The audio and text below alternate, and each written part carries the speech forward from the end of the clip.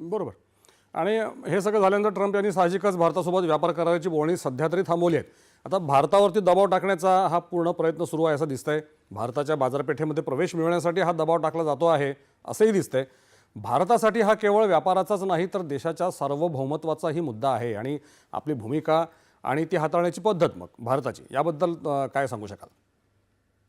मला असं वाटतं की प्रत्येक देशाला स्वतःच्या देशाच्या हिताची धोरणं ठरवण्याचा अधिकार आहे. अगदी जागतिकीकरणाच्या काळातही अशा प्रकारच्या गोष्टी देश करू शकतात.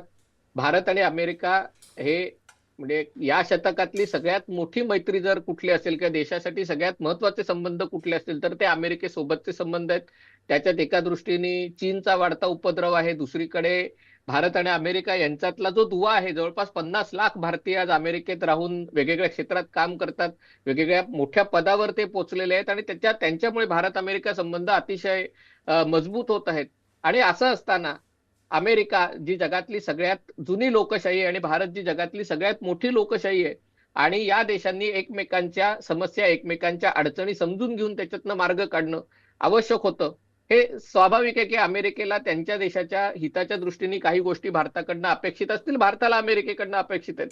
पण त्याच्यावर चर्चा करून मार्ग काढायच्या ऐवजी ज्या प्रकारे डोनाल्ड ट्रम्प ट्विटर किंवा आपलं ट्रूथ सोशल माध्यमाच्या द्वारे आपली मतं मांडत आहेत, कर लावत आहेत, हे भारतासारख्या जगातल्या सगळ्यात जास्त लोकसंख्या असलेल्या आणि जगातली सगळ्यात मोठी लोकशाही म्हणून ओळख असलेल्या देशासाठी अपमानकारक आहे. आणि कोणताही भारतीय आणि याच्यामध्ये कुठलाही राजकीय पक्ष, राजकीय संघटना कोणीही असो, त्यांना हा अपमान सहन होणं शक्य नाही आणि त्यामुळे भारतामध्ये एक प्रकारची त्याची प्रतिक्रिया, संतप्त प्रतिक्रिया डोनाल्ड ट्रम्प यांच्या विरुद्ध आलेली दिसत आहे. अगदी, कारण आपण बघतोय पाकिस्तान